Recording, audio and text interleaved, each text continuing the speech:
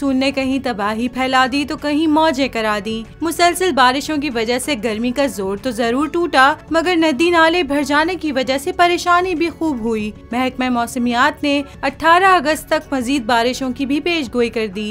महकमा मौसमियात ने मुल्क भर में 14 अगस्त से 18 अगस्त तक तूफानी बारिशों की पेशगोई कर दी। महकमा मौसमियात के मुताबिक मगरिब, बहिरा अरब, खलीज बंगाल से मानसून हवाएं मुल्क पर असरअंदाज होंगी, जिसके नतीजे में इस्लामाबाद, पंजाब, सिंध, खैबर पख्तूनख्वा में मूसलाधार बारिशें हो सकती हैं। इसके अलावा बलोचिस्तान, गिलगित बल्तिस्तान और कश्मीर के बाज़ मकामात पर मूसलाधार बारिश का इम्कान है।